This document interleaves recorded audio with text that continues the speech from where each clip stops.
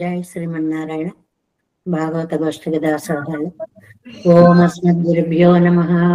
దయాపాత్రం దైవత్యాది గుణార్ణవం యతీంద్ర ప్రవణం వందే రమ్యజామాతరం మునిం. లక్ష్మీనాథ సమారంభాన్ నాదయామన మధ్యమాం అస్మదాచార్య పర్యంతాం వందే పరంపరాం. యో నిత్యమచ్యుత పదాంబుజైక్మరుక్మ వ్యామోహతః తదితరాణి తృణాయ మేనే అస్మద్గురోర్భగవతోస్య దయైకసిన్ధోః రామానుజస్య చరణౌ శరణం ప్రపద్యే. మాతాపితా యువతయస్తనయా విభూతిః సర్వం యదేవ నియమేన మదన్వయానాం ఆద్యస్య న కులపతేర్వకులాభిరామం శ్రీమత్తదంగ్రీగళం ప్రణమామి ముద్రా భూతం సరస్య మాధవ పద్మనాభ సుమన కోలేశ దేవాదిపాన్. నమో వేదాంత వేద్యాయ జగన్మంగళ హేతవే యశ్వాగమృతాసార పూరితం భువనత్రయం విశులార్థ వేద్యామృతవారిరాసే వేదార్థ సారామృత పూరమగ్ర్యం ఆదాయ వర్షంతమహం ప్రపద్యే కారుణ్యపూర్ణం కల్వైరిదాసం శ్రీమత్కృష్ణ సమాహ్వాయ నమో యామను సూనవే యత్కటాక్షైకలక్ష్యాణం సులభ శ్రీధర సదా శ్రీకృష్ణ పాదాబ్జే నమామి సరిసా సదా యత్ప్రసాద ప్రభావేన సర్వసిద్ధిరభుర్మమ లోకాచార్యాయ గురువే కృష్ణపాదస్య సోనవే సంసార భోగి సందర్శ జీవ జీవాతవే నమః. శృత్యర్థసారజనకం స్మృతి బాలమిత్రం పద్మోల్లసద్భగవదంగ్రి పురాణ బంధుం జ్ఞానాదిరాజమభయప్రదరాజపుత్రం అస్మద్గురుం పరమకారుణికం నమామి. ద్రావిడాంనాయ హృదయం గురుపర్వక్రమాగతం రమ్య జామాతృదేవేన దర్శితం కృష్ణ సోనన సుందర జామాతృమునే ప్రపంచే చరణాంబుజం సంసారార్ణవ సమ్మగ్న జంతు సంసార పోతకం. నమోస్తు దేవరాజాయ చతుర్గ్రామ నివాసినే రామానుజార్యదాసస్య సుతాయ గుణశాలినే నమ శ్రీశైలనాథాయ కుంతే నగర జన్మనే ప్రసాద లబ్ధ పరమ ప్రాప్య కైంకర్యశాలినే శ్రీశైలేశ దయాపాత్రం దీపత్యాది గుణార్ణవం యతీంద్ర ప్రవణం వందే రమ్య జమాతరం. శ్రీరంగ సింహగిరిదేశిక పాదసేవా ప్రాప్తాఖిల ద్రవిడ వేద రహస్య జాతం శ్రీ గౌతమాన్వయజమాశ్రిత భాగధేయం గోపాల దేశికమహం శరణం ప్రపద్యే. కౌశికాన్వయ సంజాతం వెంకటార్య తనోభవం వేదాంతాచార్య సత్శిష్యముడైవర్లుమాం భజే. శ్రీమద్ వెంకటరంగార్య శిష్యం సచ్చిష్య సేవదిం శ్రీలక్ష్మణార్య విబుధం సంశ్రయే ధీవిదీప్తయే. ఓం అస్మద్గురుభ్యో నమః. భక్తామృతం విశ్వజనానుమోదనం సర్వార్ధదం శ్రీశటకోపవాङ्మయం సహస్రశాఖోపనిషత్ సమాగమం నమామ్యం ద్రావిడ వేద సాగరం திருவழுதினாடென்னும் தென் குருகூரென்னும் மறுவினியவன் பொருணல் என்றும் அருமறைகள் அந்தாதி செய்தான் அடியினையே எப்பொழுதும் சிந்தியாய் நெஞ்சே தெளிந்து மனத்தாலும் வாயாலும் மண்குரோர் பேணும் இனத்தாரை எல்லாதிரேஞ்சேன் தனத்தாலும் ஏதும் குறைவிலேன் எந்தை சடகோபன் பாதங்கள் யாமுடைய பத்து ஏந்த பெருங்கீர்த்தி ராமானுசமுனிதன் வாயந்த மலர் பாதம் வணங்குகின்றேன் ஆயந்த பெரும் சீரார் சடகோபன் தந்தமிழ் வேதந்தரிக்கும் பேராத உள்ளம் பெறா வாந்தெழும் சோலை மதிகரங்கள் வன்புகள் மேல் ஆண்ட தமிழ் மறைகள் ஆயிரமும் ஈன்ற முதல் தாய் சடகோபன் முயம்பால் வளர்த்த இதத்தாய் ராமானுசன் மிக்க விரை நிலையம் மெய்யாமையர் நிலையம் தக்க நெறியும் தடையாகி தொப்பியிலும் ஓய்வினையும் வாழ்வினையும் ஓதும் கொள்கை அருவோன் யாழினிசை வேதத்தியல் நம்மாழ்வார் திவ்ய திருவடிகளே சரணம். எம்பெருமானார் திவ்ய திருவடிகளே சரணம். ஜீயர் திவ்ய திருவடிகளே శరణం. ఓం అస్మద్గురుభ్యో నమః. జై శ్రీమన్నారాయణ. భాగవత గోష్ఠికి దాసోహాలు సమర్పిస్తూ మనం నమ్మాళ్వార్లు అనుగ్రహించినటువంటి తిరువాయిమొഴി దివ్య ప్రబంధం 8వ పదిలో 1వ తిరువాయిమొழிలో 2వ పాసురంలోకి ప్రవేశిస్తున్నాం. ముందుగా పాసురాలు 2 చదువుకుందాం. தேவி மாறாவார் பெருமகள் பூமியேவ மற்ற அமரராட் செய்வார் மேவிய உலகம் 3 அவையாற்றி வேண்டு வேண்டு உருவம் நின்னுருவம் ஆவியேன் தன்னை அடுகின்ற கமல கண்ணது ஓர்பவளாய் மணியே ஆவியே அமுதே அலை கடல் కడైంద అప్పనే కానుమారరుడాయ్. మనకి చెప్పుకోకముందైతే ఒకలా చదవచ్చు, అర్థం తెలిసిన తర్వాత అయితే ఆ నిలుపుదలలు అవి ఇందాక అతను చెప్పినట్లుగా ఆ భావానికి తగ్గట్లుగా ఆపి చదివితే అది ఇంకా శృతి సుభగంగా ఉంటుంది. காணுமாறருளாய் என்றென்றே கலங்கி கண்ண நீரலமர வினையேன் பேணுமாறெல்லாம் பேணி நின் பெயரே பிதத்து மாறருளெனக் கந்தோ காணுமாறருளாய் காக்குத்தா கண்ணா பொன்னனின் கற்பகக் கனியே வேணுவாரு அமுதே பெரிய தன் புனல் சூழ் பெருநிலம் எடுத்த పేరాళా. అందమైనటువంటి భావ ప్రకటనలు. అయ్యో నాకు నువ్వు కనిపించట్లేదే, అసలు నీకు ఆశ్రిత పారతంత్ర్యం ఉందా లేదా, రక్షించాలనే కోరిక ఉందా లేదా, ఇంతవరకు ఆ కోరిక ఉన్నవాడువని నేను అనుకుంటున్నాను. ఇప్పుడు నేను ఇంత ప్రార్థించినా నువ్వు కనపడకపోతే ఏమో ఉందో లేదో అని నాకు కొంచెం సందేహంగా ఉంది. నిన్ను దర్శించాలి అని బాధపడడం కోసమే పుట్టానా నేను. ఆ దుఃఖాన్ని అలాగే ఇస్తావా నాకు, దాంట్లోంచి నువ్వు బయటపడవేవా, నీ అనుగ్రహాన్ని నా మీద చూపించవా అంటూ నమ్మాళ్ళవార్లు ఆర్తిగా చెప్పేటువంటి పాసురం ఇది. కానుమారు అరుళై, కనపడేలా దయచూడు, అది కోరిక. ఎప్పటికైనా ఒక్కసారి నిన్ను కళ్ళారా చూడాలి. ఎండ్రెండ్రే కలంగి, ఇలా ఎన్నిసార్లు పిలుస్తున్నానయ్యా నిన్ను, మనస్సంతా కలత పడిపోయిందయ్యా. కన్న నీరలమర, కన్నీళ్లు అలా ప్రవహిస్తున్నాయి ధారాపాతంగా. వినయ్యేన్, ఎంత పాపిష్టివాణ్ణి నేను, పేణువారెల్లాం ఎనక్ అరుళ్ళందో, ఆశపడేటువంటి అన్ని విధాలా ఆశపడే నేను. అంటే ఇలా ప్రార్థించాలా, ఇలా ప్రార్థించాలా, ఇలా ప్రార్థించాలా అని అన్ని రకాలుగా నీ పాదాలను ఆశ్రయించే నన్ను అరుళ్ అందో అందో, అయ్యో ఏమయ్యా నువ్వు నన్ను ఎందుకయ్యా ఇలాగా పక్కన పెట్టేశావు అని ఒక ఆర్తి. కాకుత్తా అంటే కకుత్స వంశంలో పుట్టినటువంటి వాడా అని అర్థం. కకుత్సుడు అని చెప్పి ఒక రాజు అండి. చాలా సార్లు రాముణ్ణి మనం కాకుత్స్థ అని పిలుస్తాం. కకుత్స వంశంలో పుట్టినవాడు అని. ఎవరండి ఈ వంశంలో ఎవరు? పురంజయుడు అని ఒక సూర్యవంశపు రాజు ఉన్నాడనమాట. మీ అందరూ కూడా ఈ రాక్షసులకి ఎప్పుడు బాధ పెట్టడమే తత్వం కదా.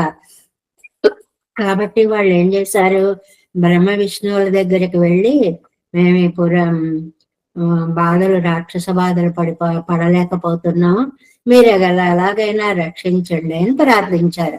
ప్రార్థిస్తే అయితే మేము ఒక రాజుని సెలెక్ట్ చేసుకున్నాం, పురంజయుడు అని, అతనిలో మేము ఉంటాము. అతనికి ఇంద్రుడు వాహనంగా ఆ పురంజయుడిని కలిగి ఉండాలి. అంటే పురంజయుడు ఇంద్రుడిని వాహనంగా చేసుకోవాలి. అప్పుడు రాక్షస సంహారం జరుగుతుంది. ఎందువల్ల ఈ మోసేటువంటి వాహనమేమో ఇంద్రుడు, వృషభమేమో ఇంద్రుడు, రాజులో ఉన్నటువంటి వాళ్ళేమో ఆ బ్రహ్మ విష్ణువు వాళ్ళు. ఈ దేవతా కోటి యొక్క సమాహారమైన ఆ వాహన సేవ వల్ల రాక్షస సంహారం జరుగుతుంది అని చెప్పి మీరు బ్రహ్మ విష్ణువుని ప్రార్థించండి అని చెప్తే అక్కడికి వెళ్ళారు. అడిగితే వాళ్ళు సరే మేము అలాగే వృషభం ఎక్కి వస్తాము, ఆ వృషభం మీద ఆబోతనమాట, దాని మీద మేము చక్కగా ఎక్కి వచ్చి యుద్ధం చేస్తాము అంటే ఇంద్రుడు వృషభం అయిపోయాడు. అప్పుడు కకుత్సం మీద, కకుత్సము అంటే మూపురం అండి, ఆబోతికి మూపురం ఉంటుంది కదా, దాన్ని కకుత్సం అంటాం. ఆ కకుత్సం మీద పురంజయుడు కూర్చుని వాళ్ళను ఓడించాడు. అక్కడ కూర్చున్నాడు కాబట్టి కకుత్సుడు అని పేరు వచ్చింది. ఇంద్రుణ్ణి వాహనంగా చేసుకున్నాడు కాబట్టి ఇంద్రవాహనుడు అనే పేరు కూడా వచ్చింది అనేటువంటి విషయాన్ని మనకు చెప్తారు. ఆ వంశంలో పుట్టినటువంటి కాకుత్స అంటే శ్రీరామచంద్ర. అంటే పెరుమాళ్ళని కూడా వశం చేసుకోగలిగినటువంటి భాగవతోత్తములు పుట్టిన వంశంలో పుట్టినవాడా, నువ్వు సాక్షాత్తు భగవంతుడివని మాకు తెలుసు అని రాముణ్ణి పిలవడం అన్నమాట. కన్నా రాముడే కాదండి, కృష్ణుడు కూడా అంత మహిమాన్వితుడు కదా. తొండనే నేనేమో చపలుడని కల్పగక్కనియే, నువ్వేమో కల్పక వృక్షానికి పండినటువంటి పండు వంటి వాడివి. కల్పక వృక్షం ఏం చేస్తుంది? దాని దగ్గరికి వెళ్ళి ఏది అడిగితే అదే ఇస్తుంది. అలా నీ దగ్గరకు వస్తే మాకు నువ్వు అద్భుతమైన ఫలాలని ప్రసాదిస్తావు కదా. పేణువారముదే, ఆశించే వాళ్ళకి నువ్వు అమృతం లాంటి వాడ. పేణువారు కోరుకునేవారు, వాళ్ళకు అమృతం లాంటి వాడా. పెరియ తణుపునల్ సూర్య పేరాళ, అంటే మంచి చల్లనైన జలంచే చుట్టబడిన మహాపురుషుడా. అంటే ఈ సృష్టి అంతటికీ కూడా మూలకారకుడు అయిన జలాన్ని ముందు సృష్టించాడని చెప్పుకుంటున్నాం కదా. కాణమారు అరుళాయ్, నిన్ను సేవించే విధానాన్ని నాకు ఒక్కసారి అనుగ్రహించవలసినది. అంటే ఎన్నిసార్లు నిన్ను సేవించాలని అనుకున్నాను, ఎన్నో రకాలుగా పిలిచాను, కన్నీళ్లతో తల్లడిల్లిపోయాను. అలా మోహపడే అవస్థలోనే నన్ను ఉంచేసావు గాని నీ అనుగ్రహాన్ని నువ్వు నాకు చూపించలేదు. కాబట్టి నీ అనుగ్రహాన్ని చూపించవలసినది అనేటువంటి ప్రార్థనని ఈ 2వ పాసురంలో చేస్తున్నారు. వ్యాఖ్యానము 8వ పేజీ. ఈడు వ్యాఖ్యానం 2ాம் பாட்டு. காண வேணுமென்று மிகவும் నోవిపట్టిరుక్కుం మెరుప్పేయో, ఇలా బాధపడుతూ ఉండడమే నా జాతకమా. సరదాగా చెప్పుకునేటువంటి, చాలా సహజంగా చెప్పుకునేటువంటి మాటలు ఉంటాయండి. ఏంటంటే, అంటే నీకోసం నేను ఇలా ఏడుస్తూ ఇలాగే బ్రతకాలా అని మన భాషలో చెప్పుకోవాలంటే, ఇప్పుడు దుఃఖపడుతూనే బతకాలా.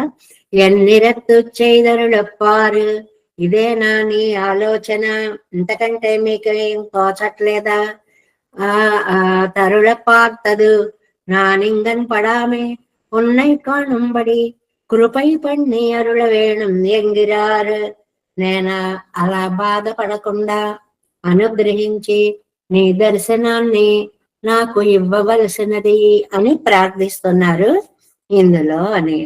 కాణుమారరుళాయ్, ஒரு கால் காணுமாறருளாய் என்னால் அப்போதே செய்ய காணாவிட்டால் நாமே பிரவர்த்தித்து பெறுகிறோம் ఎన్నిరుక్కుం అవర్ అంద్రే. ఒకసారి కాణుమారరుళై, కనపడవయ్యా, దయ చూపించవయ్యా అనగానే నువ్వు రాలేదనుకో, అప్పోదే చెయ్యక్కానా విట్టాలే, ఆయన వచ్చి దర్శనం ఇయ్యకపోతే సరేలే నామే ప్రవర్తిస్తూ పెరుగురోం ఎన్నిరుక్కుం అవర్ అండ్రే, సరే మళ్ళీ ప్రయత్నం చేస్తాలే అని సరిపెట్టుకునేటువంటి స్వభావం కాదైంది. ఇంతలాగా అడుగుతుంటే నువ్వు ఎందుకు రాకుండా ఉన్నావు, ఎందుకు రాకుండా ఉన్నావు అని ఆర్తి దుఃఖ ప్రధానంగా. వర్షధారయ్యాలల్లదు దర్యాదా చాతకంబోలే அவன் அருளே பார்த்திருக்கும் அவராகையாலே తిరియట్టుం కాణుమారరుళాయ్ ఎన్గిరారు. చేతక పక్షి అని ఒక పక్షి ఉంటుందండి.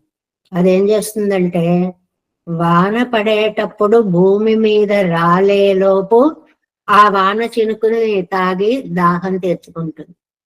నేల మీద సముద్రం అంత నీరు దొరికినా కూడా, ఎన్ని నదులున్నా ఎంత తీయటి నీళ్లున్నా తాగదు, వర్షపు ధారల నీటినే తాగుతుంది. అలాగా నీ దర్శనమనే అమృతధారని సేవించాలనే చేతక పక్షిని నేను, అందుకోసం నేను పరితపిస్తున్నాను. కలంగి కలక్కమేయాయితేరివర్ అరు ఇవరు వధు, అంటే తమ ప్రయత్నం మళ్ళీ మళ్ళీ చేసుకుందాం కాదు, అరే నీ దర్శనం నాకు మళ్ళీ మళ్ళీ కావాలి. నేను ఇంతలా దుఃఖంగా నిన్ను పిలుస్తూ ఉంటే నువ్వు అసలు కనపడకుండా ఎలా ఉండగలిగావు అని.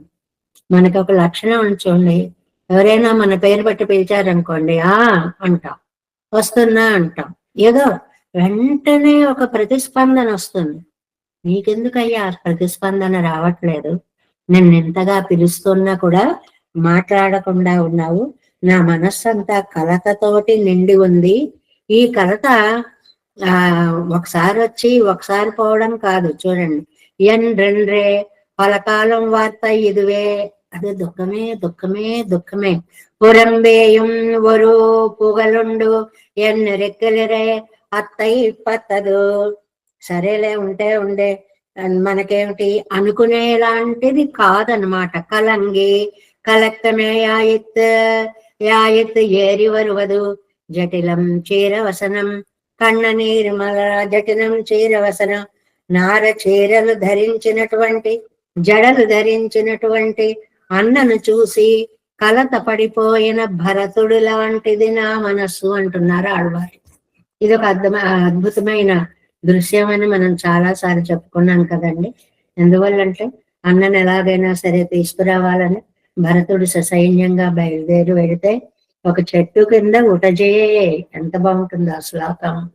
అక్కడ ఆసీనం కూర్చున్నటువంటి వాడు ఒక కాలు కిందకు పెట్టి ఒక కాలు మీద వేసుకుని ఆ కూర్చున్నటువంటి పైకి ఇలా ముడి కట్టేసేసుకుని, ఆ తర్వాత దాన్ని అంతటినీ కూడా వన సౌందర్యంతో మూట కట్టేసి నార చీరలు ధరించి నవ్వుతూ కూర్చున్నటువంటి అన్నగారిని చూసేటప్పటికి కన్ననీరమరా కొల్లుమని ఏడ్చాడు భరతుడు అంటారు. అన్నాడంతే, రెండో మాట రాలేదు అని మనం అస్తమానం చెప్పుకుంటూ ఉంటాం భరతుడి యొక్క పరిస్థితికి.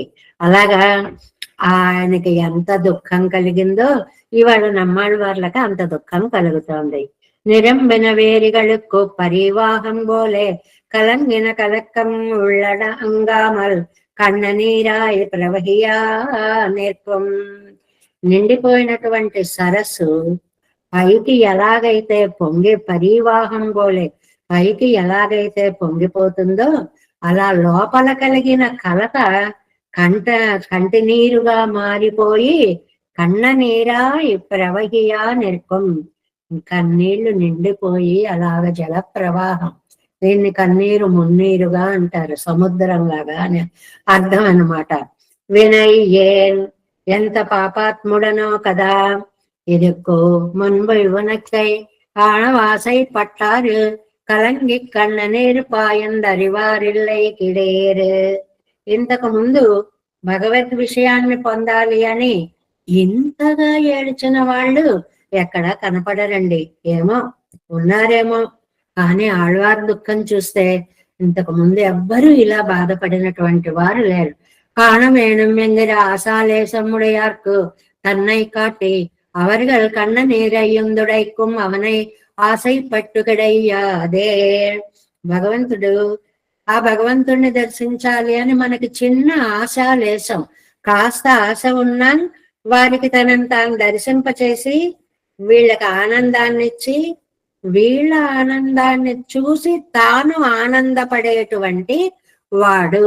அவர்கள் கண்ணநீரையும் துடைக்கம் அவனை ஆசை பட்டுகளையாதே కన్నం కన్ననీరుమాంబడియాన పాపత్తై పండినేన్. ఆ కళ్ళ నీరు తుడవాలనుకునేటువంటి పెరుమాళ్ళు ఇవాళ నా కంట్లో నీరు రావడానికి కారణమయ్యారు. కంట్లో నీరు వస్తేనే భరించలేక తుడవాలని ముందుకొచ్చే స్వామి కంట్లోంచి నీరు తెప్పిస్తున్నాడు. ఏం ఆశ్చర్యం అండి! అంటే నన్ను ఏడిపిస్తున్నాడు అని అర్థం అన్నమాట. పేణుమారెల్లాం పేణి, పేణి అంటే ఆశை పడుగై முதலிலே அயோக்கியனென்று அவன் விரும்பாத நானும் என்னுடைமையும் எனக்கு வேண்டா என்னும் అర్థమయ్యాలే మడల్ ఎడు కైలే కైవత్తు. పెరుమాళ్ళు ఎంతో కాలం పెరుమాళ్ళకి నమ్మాళ్ళ వాళ్ళు పెరుమాళ్ళకి చాలా దూరంగా ఉండాలని ప్రయత్నించారు. ఎందుకని? అయోగ్యనెన్నుగండ్రు ఎన్రగండ్రు అంటే అబ్బో నాకు యోగ్యత లేదండి అని కొంతకాలం బాధపడ్డారు.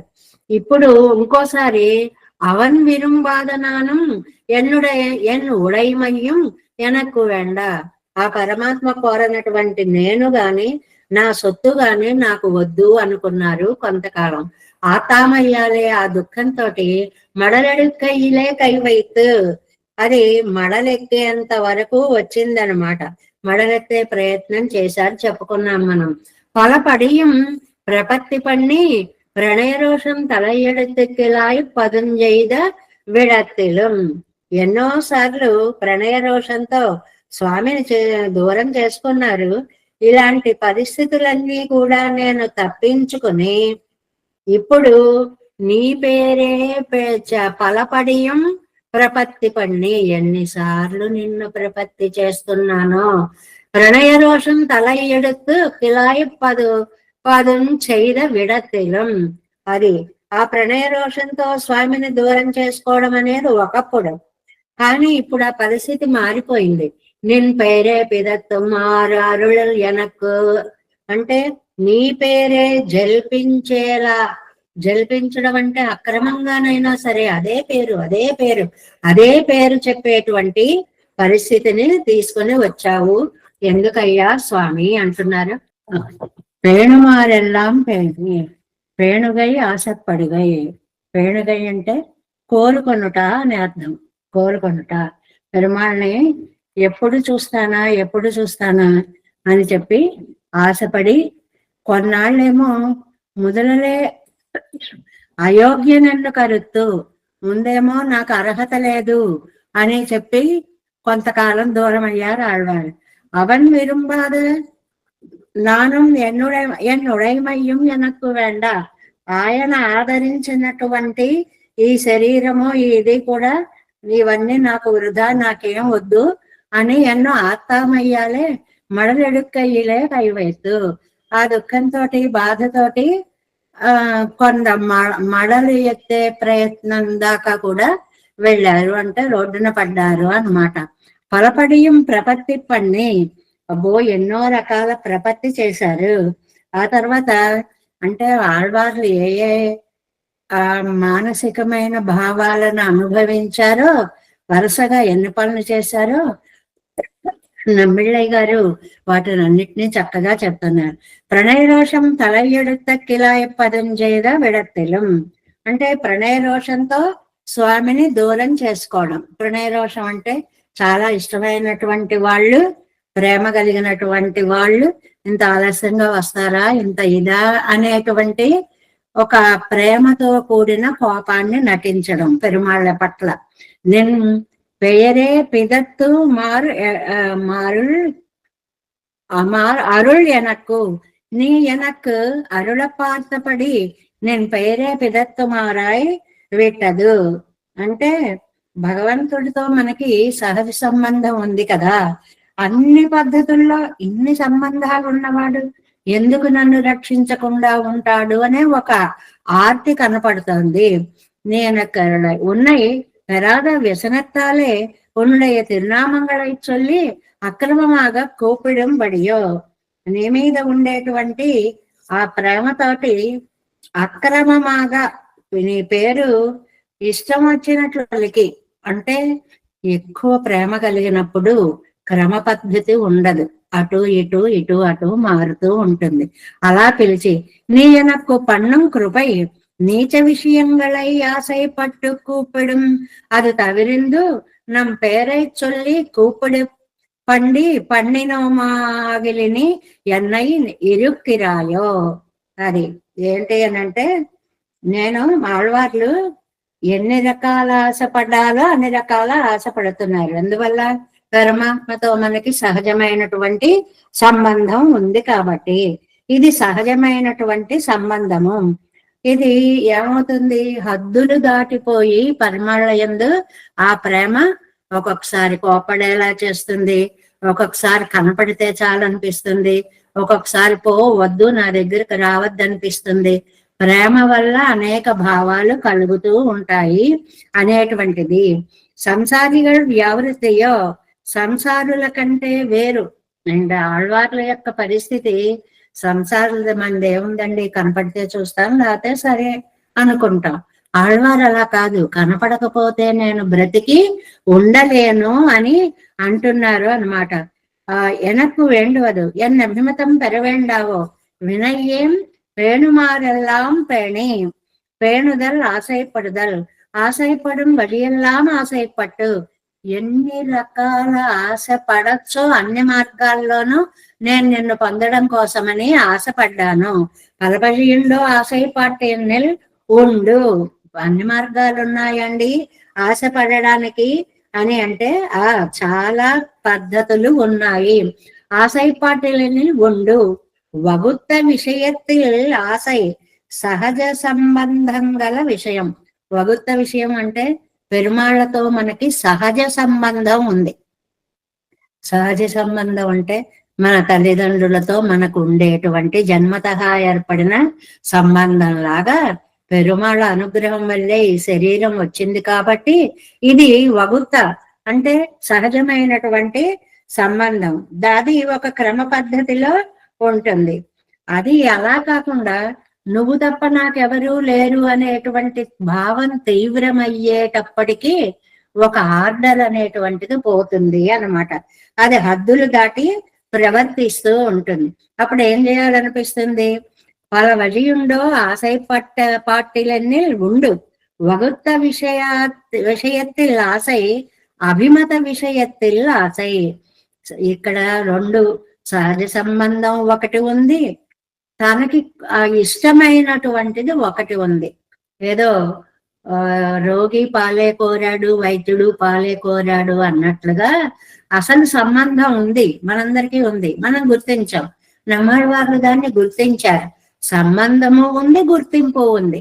అంటే నువ్వే కావాలనేటువంటి తపన కూడా ఉంది అన్నమాట. అందువల్ల అభిమత విషయத்தில் ఆశై వరం బలిందిరుக்கும் వగుత్త విషయத்தில் ఆశై ఆశைக்கு அவனைக்கால் கட்ட கிடைக்கும் அதுவும் செய்தாரிరే. அவனை పెరుమాళ్ళ యొక్క కాల్ కట్ట కిడైకుం పాదాలు పట్టుకునేలా చేస్తుంది. ఆ ఆశ ఎంతవరకు పెడుతుందంటే నీ పాదాలు తప్ప నాకు వేరొక రక్ష లేదు అన్నంత వరకు చేస్తుంది. అదనమాట. అదువం செய்தாரிరే. అదే ఎక్కడ చెప్పారండి? నోత్తనంబు ఆరాముదు మానే నొక్కు పిరందవారు ఉలగముండ పెరువాయన్ ఇవత్తిలే. ఇన్ని పదులు చెప్పారండి. వీటన్నిటిలోనూ కూడా మనం చెప్పుకున్నాము. నేనేమి ఒకటేమో ఆకించన్యం అనే లక్షణం. నా దగ్గర కించిత్తు కూడా లేదు. దీన్ని నైత్యానుసంధానము అంటారు. నోత్త నోంబు ఇలేన్, ఏమీ నోచిన నోములు లేవు. ఏముంది ఆడవారు మీ దగ్గర పుణ్యం? నా దగ్గర ఏమీ లేదు. నువ్వు చూస్తే ఆరాముదు అతృప్త మృత స్వరూపుడివి, మానైనకు పిరందవారు ఉలగముండ పెరువాయ. వీటన్నిటిలోనూ కూడా స్వామి యొక్క పరత్వ వైలక్షణ్యం చాలా అద్భుతంగా చెప్పబడింది కదా. అభిమత విషయంలో ఆశ, వగుత్త విషయంలో ఆశ అని రెండు చెప్పారండి. ఏంటంటే సహజ సంబంధంలో ఆశకి ఒక క్రమ పద్ధతి ఉంటుంది. మనం కోరిన విషయంలో ఆశకి ఒక క్రమము అనేటువంటిది ఉండదు. అவை ఎల్లాం செய்தாரிరే. అంజరై మననారై తొడక్కమాగా. అంజరైలో ఒకటి మాసరి సోది వైగల్పం వెలువాయి. ఇవి రెండు ఏంటండి? పక్షులను దౌత్యంగా పంపించినటువంటివి అన్నమాట.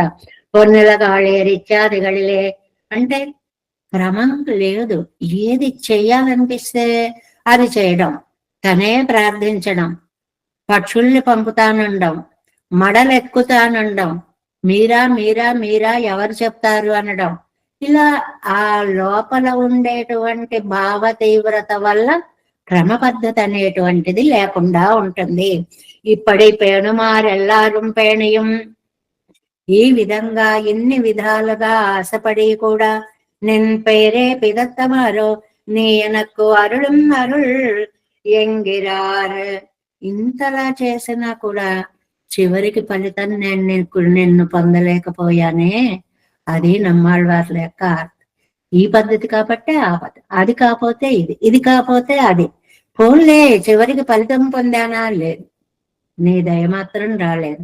నువ్వు నా కంటికి కనిపించలేకపోయాను అని అందో అందుకోసం అన్నారు కానీ అయ్యో అని. అంటే ఈ పదాలు ఎక్కడ ఉపయోగిస్తామో కూడా నంబిళ్ళయ్య గారు స్పష్టత. అయ్యో నిన్ను చూడలేకపోయాను, అయ్యో నిన్ను పొందలేకపోయాను అంటున్నారన్నమాట. ఉన్నాయి నీ పిరందరియాయి, నీవు నిన్ను ఎడవాసి ఎరుగవు. ఇదొక విచిత్రమైన ప్రయోగం. మనకి ఏదైనా చాలా తీవ్ర భావాలు కలిగినప్పుడు ఒకచోట వచ్చింది చూడండి వ్యాఖ్యానంలో, నీ అందం నన్ను చంపేస్తోంది, నువ్వు ఎంత అందగాడివో చూసుకోవాలంటే అద్దం ముందు నిలబడు అన్నారు ఆళ్వారు. అంటే నీ అందం నిన్ను కూడా బాధ పెడుతుంది దూరం అయితే. అలాంటి విషయాలు నీకు అనుభవంలో లేదు. విరందారై కండరియాయ్, ఎడబాసిన వాళ్ళని నువ్వు అసలు చూడాలనుకోవా ఏమిటి? నిత్య సూర్యగల్ పిరందరియారుగల్, నీ ఎడబాటులో కష్టం నీకు తెలియదయ్యా. నిత్య సూర్యులు ఎప్పుడు నిన్నే అంటు పెట్టుకుని ఉంటారు కాబట్టి వాళ్ళకి ఈ కష్టం తెలియదు. ఇక్కడ సంసారగల్ పెరివరియారుగల్, సంసారులకేమో నీకు దూరం అయ్యామో అన్న విషయమే తెలియదు, అక్కడ వారికి దుఃఖం లేదు. ఆళ్వార్లు ఏమంటున్నారో చూడండి. మామూలుగా లోకంలో ఉన్న వాళ్ళు భక్తులు అయ్యో నీకు దూరం అయిపోయామా అని బాధపడతారు. కానీ సంసారులు ఉన్నారే, దూరం అయ్యామన్న విషయం కూడా వాళ్ళకి తెలియదు, కాబట్టి వాళ్ళకి అసలు ఏ దుఃఖం లేదు. నిత్య సూర్యులకైతే దూరం కారు కాబట్టి వాళ్ళకి దుఃఖం లేదు. ఈ దుఃఖాన్ని అనుభవి ఈ వార్తామై ఉడయ్యేన్ నాన్ ఒరువనమే ఆయుత్, అది బాధ. ఈ దుఃఖాన్ని అనుభవించేటువంటి వాణ్ణి నేనొక్కడనే అయ్యాను అంతే. అంటే నా బాధ నీకు తెలీదు, మిగిలిన వాళ్ళకి తెలీదు, కానీ ఆ బాధనంతటిని అనుభవించేటువంటి ఆ తీవ్రత, ఆ దుఃఖము నాకు తప్ప ఇంకెవరికి తెలియదు తండ్రి అని అంటున్నారన్నమాట. అంటే ఏంటి? నిన్ను విడది నీకు దూరంగా ఉండి దుఃఖాన్ని అనుభవించడం నా ముఖాన్ని రాసిపెట్టుంది, ఇంకెవరికీ లేదు. ఎందుకంటే తెలియని వాళ్ళకి దాని విలువ తెలియదు, సంసారులకి నీ విలువ తెలియదు, గొడవలేదు. తెలిసిన వాళ్ళు నీకు దూరం కారు, నిత్యసూరులు నీ సన్నిధిలోనే ఉంటారు. అంటే ఇంకా నేను ఒక్కడినైనా ఈ కష్టాన్నంతటిని అనుభవించేటువంటి దురదృష్టవంతుణ్ణి అంటున్నారు. కానుమారరుళాయ్, నెక్స్ట్ పేజీ 10వ పేజీలో ఫస్ట్ లైన్. కానుమారరుళాయ్ తిరువారన్ విళయ్యై అణెత్తాక్కుదల్ எனக்கு அவ்வளவும் కాల్నడై తరువం సయ్యం పడి పన్నాయ్. చాలా బాగుందండి ఇది. నువ్వు ఒక పని చేయి నాయన, నాకు ఇంకేం అక్కర్లేదు. నువ్వేమో కానుమారరుడాయ్ కాకుత్తా కన్నా కానుమారరుడాయి కాకుత్తా అంటే కాకుత్తా అని ఎందుకండి ఇక్కడ పిలవడము అని అంటే ఒక కోరిక కోరారండి. తిరువారన్ విళయ్య అనే దివ్య దేశాన్ని నా దగ్గరికైనా చేర్చు, నన్ను ఆ దివ్య దేశానికైనా చేర్చు. ఇదో విచిత్రమైనటువంటి కోరిక అన్నమాట. నా కాళ్ళు సాగి నేను ఆ దివ్య దేశం వెళ్ళేలాగైనా చెయ్యి, లేదు నువ్వేనా నా దగ్గరికి రా, ఆ దివ్య దేశమైనా నా దగ్గరికి రా అంటున్నారు అనమాట. కాకుత్తా అని అన్నారు. కాకుత్తా అంటే కకుత్స వంశీయుల వద్దకి ఒకడు పని మీద గనక వెళితే తీరకుండా వెళ్ళడం అనేటువంటిది ఉండదండి. అందుకని కాకుత్స అని వంశం పిలిచారు.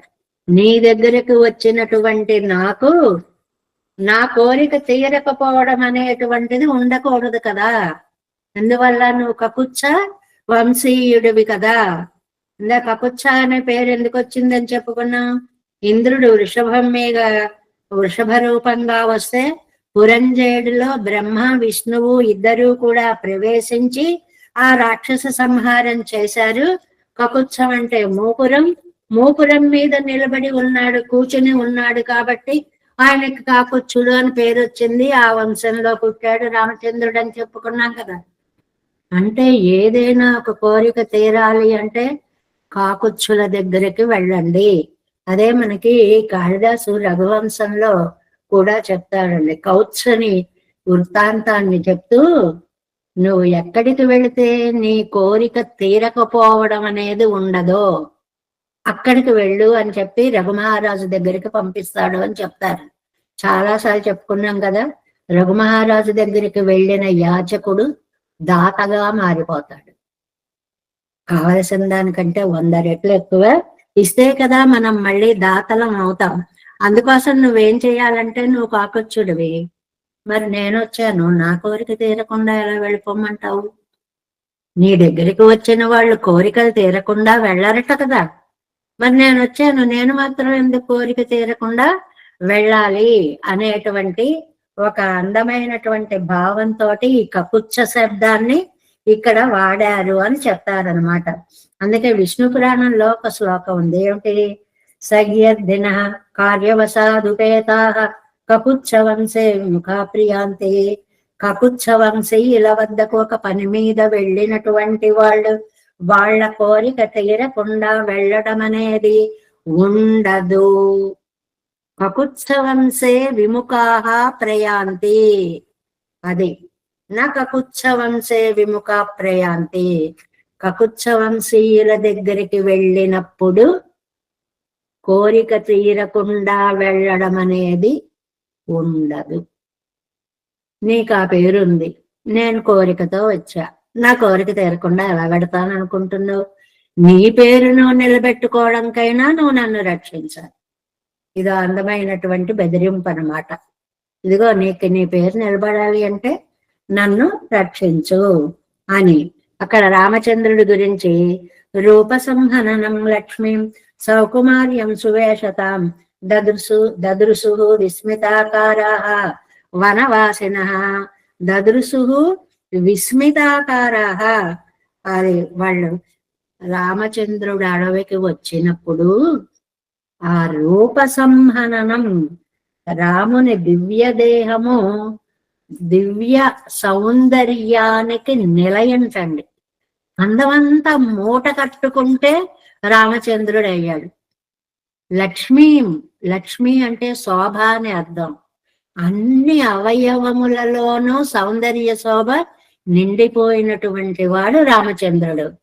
సౌకుమార్యం, ఆ అందం గట్టిగా చూస్తేనే వాడిపోతాటండి, చూపులకే వాడిపోతాట, అంత సుకుమారి అన్నమాట.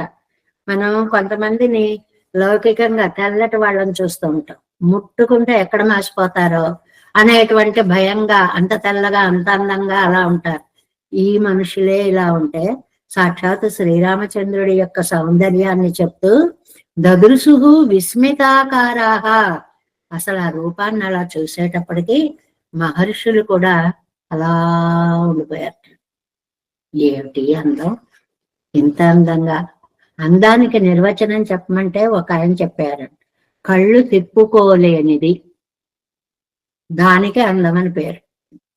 అది ఒక్కొక్కళ్ళకి ఒక్కొక్కటి చూస్తే కళ్ళు బుద్ధి అవ్వదు. ప్రేమతోటి తన సంతానాన్ని తాను చూసుకునేటువంటి తల్లికి కాకిపిల్ల కాకికి ముద్దు అన్నట్లు అక్కడ కళ్ళు తిప్పుకోలేనిది. సరదాగా కథ చెప్తూ ఉంటారు, ఏమండి ఒక అందగాడు ఇలా వచ్చాడండి, మా కుర్రాడు పరిగెత్తుకుంటూ వచ్చాడండి అని తల్లి అడిగిందట ఒక గుంపులో. అయ్యో ఎవరొచ్చారా అంటే అంతకుముందే ఒక అబ్బాయి వెళ్ళాట, నల్లగా ఎలా పడితే అలా ఉన్నట్టు. ఆ అందగాడు వచ్చాడా అని ఇవిడు అడుగుతారు. వాళ్ళు ఎలా కనెక్ట్ చేసుకోగలుగుతారు?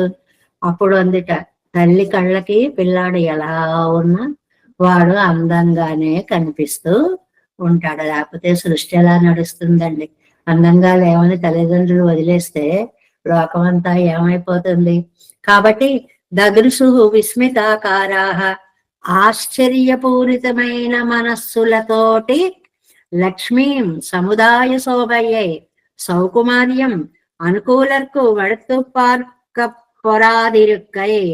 అంటే ఎవరూ కూడా కళ్ళు తిప్పుకోలేనంత, చివరికి ఆటవికులు కూడా కళ్ళు తిప్పుకోలేనంత.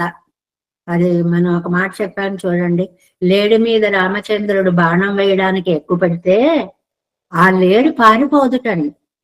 అయ్యో బాణం వస్తుంది పడిపోతుంది అని పారిపోదుటండి. ఎంత అందంగా ఉన్నావు రామచంద్ర, బాణం ఎక్కువ పెట్టే అని అలా చూస్తూ, ఇది ఎంత అందమైన భావన అనిపిస్తుంది. వాల్మీకి యొక్క అద్భుతమైనటువంటి భావన అన్నమాట. అలాగా సువేషతాం తాపసవేషం దదృశు విస్మితాకారాः విస్మితాంతఃకరణరాయ్ కొండు కండార్గల్. అంత ఆశ్చర్యం ఎందుకండి, ఇంతకు పూర్వం ఎప్పుడు ఇంత అందాన్ని దర్శించలేదు అని ఆశ్చర్యం అన్నమాట. అంత భయంకరమైనటువంటి ఆశ్చర్యం. ఆర్గానెన్నెల్ వనవాసిన, ఎవరండి చూసిన వాళ్ళు? పడై వీటిలుள்ளார் காணப்பராதத்தை சருவலை தின்று தூத்திலே கிடந்தவர்கள் பெத்தார்கள். அது ஒரு காலமங்கனே செய்து போனோம் ఆగిలదు కొండు వళైతిరీరో ఎన్నా. అంతేకాదు, ఆయన్ని చూసేటప్పటికి ఆకులు అలాలు తింటూ పచ్చిక బయళ్లలో పవళించే ఋషులకి కూడా అంత ఆకర్షణీయంగా ఉన్నాడు.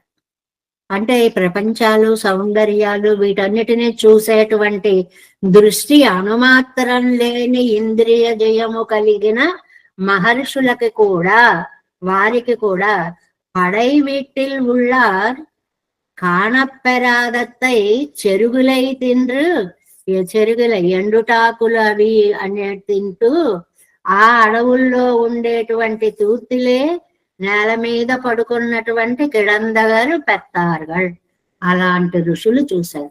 అంటే ఇక్కడ సారం ఏమిటంటే ఋషులకే ఆశ్చర్యం అయిపోయి. ఏమండి, ఋషులకే వాళ్ళకి ఆశ్చర్యాలు ఉండవు అంటే ఉండవు. వాళ్ళకి అసలు ఇంద్రియాలు, కోరికలు, సౌందర్యాలు, ఆరాధనలు ఇలాంటివే ఉండవు. పరమాత్మ తప్ప ఏమీ దృష్టి ఉండదు.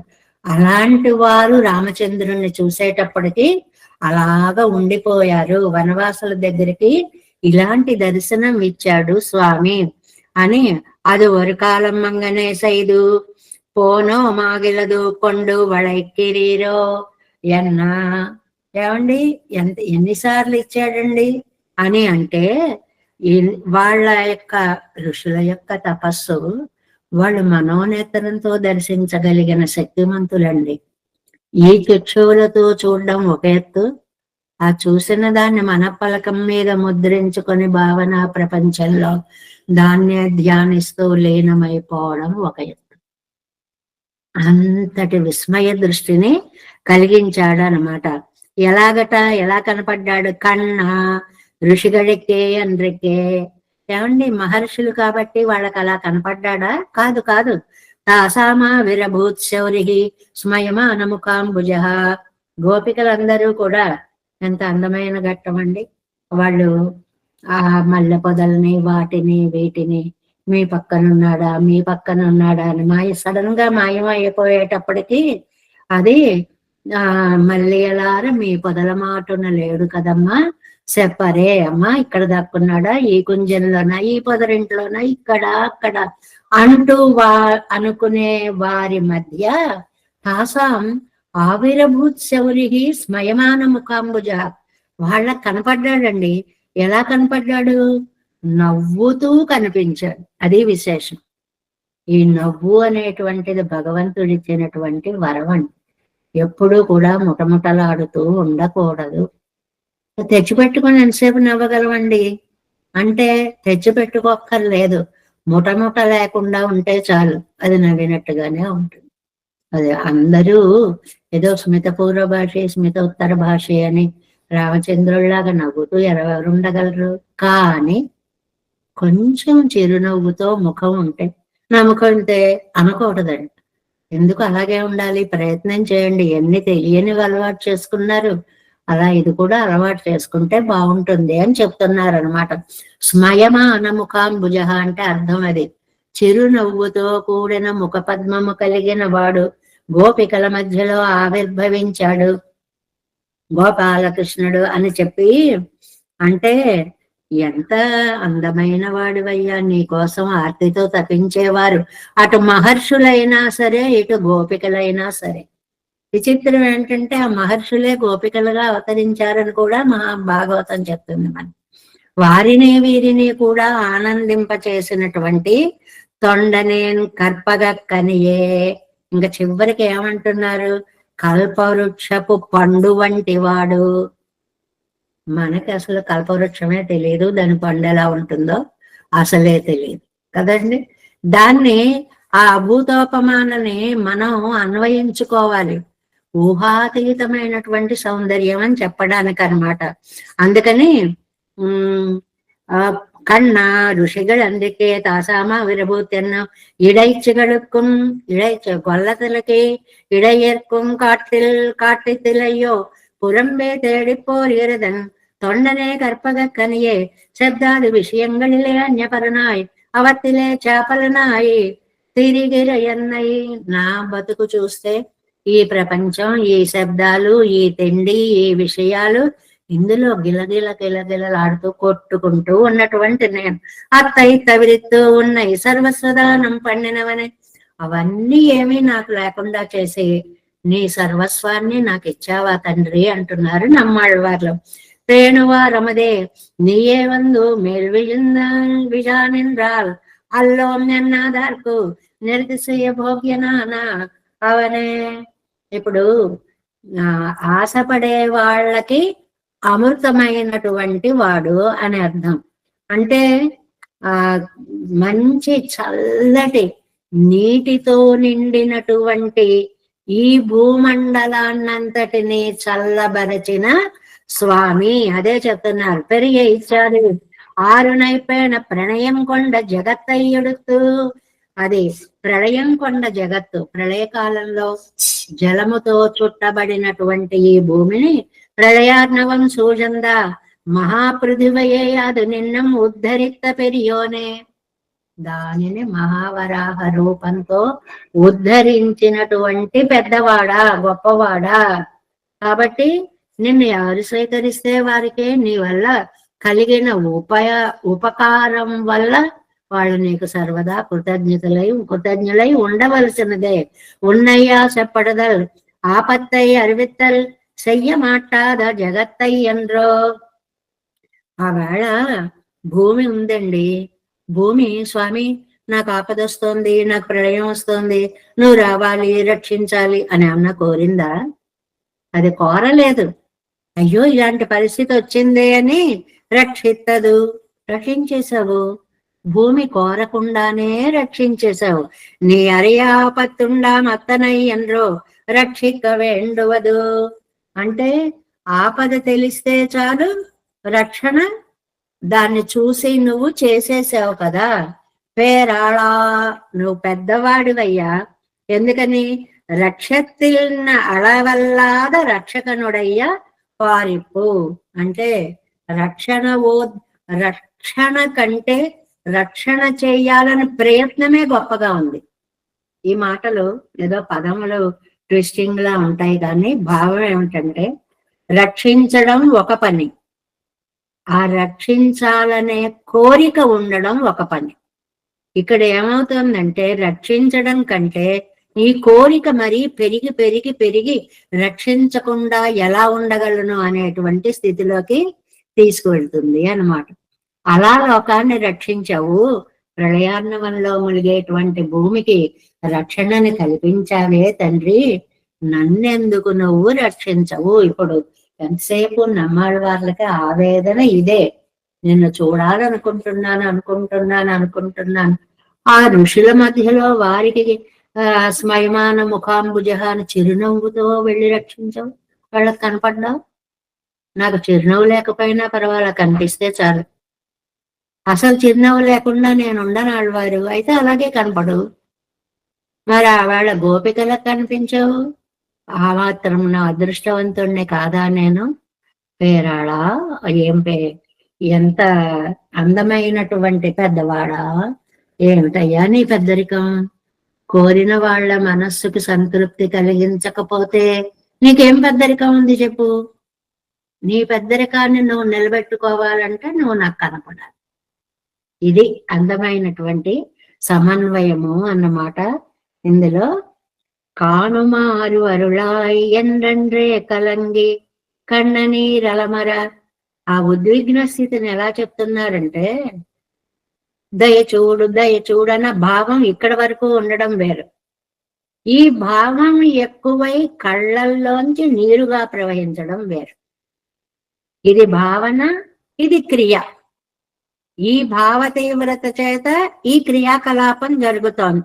కన్న నీరలమర వినయ్యేన్ పేణుమారెల్లాం పేణి నిన్ పేరే పిదత్తు మారరులెనక్కందో అందో అయ్యో అయ్యో ఎంత పాటిష్టి వాడినయ్యా నేను.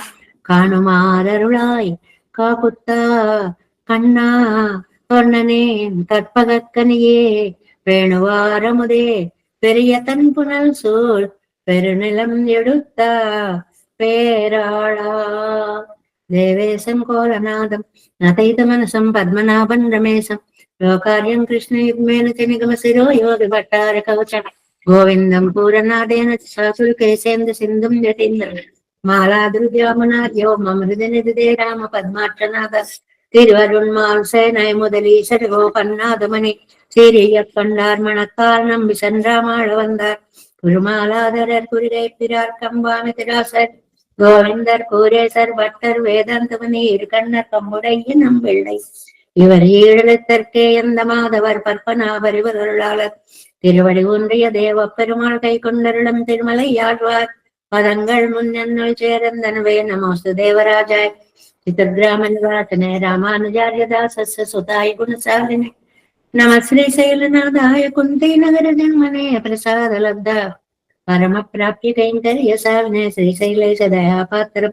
जीवस्यादिगुणार्णवं नितीन्द्रप्रवणं वन्दे रम्याजामातरं मुनिं वाழிतिरुவாய் மழைப்பிள்ளை மாதகவாழ்வாழும் மணவாள மாமுனுவன் வாழியவன்மாரம் திருவாய் மழைப்பிள்ளை மானத்தோர் தேரும்படி உரைக்கும் சேர் శ్రీరంగ సింహగిరిదేశిక పాదసేవ ప్రాప్తాఖిల ద్రవిడ వేద రహస్య జాతం శ్రీ గౌతమాన్వయజం ఆశ్రిత భాగదేయం గోపాల దేశికమహం శరణం ప్రపద్యే కౌశికాన్వయ సంజాతం వెంకటారి తనోభవం వేదాంతాచార్య శిష్య ఉడైవర్లమాం భజే శ్రీమద్ వెంకటరంగార్య శిష్య సేవతిం శ్రీ లక్ష్మణార్య విబుధం సంశ్రయే దేవిదేత్తయే.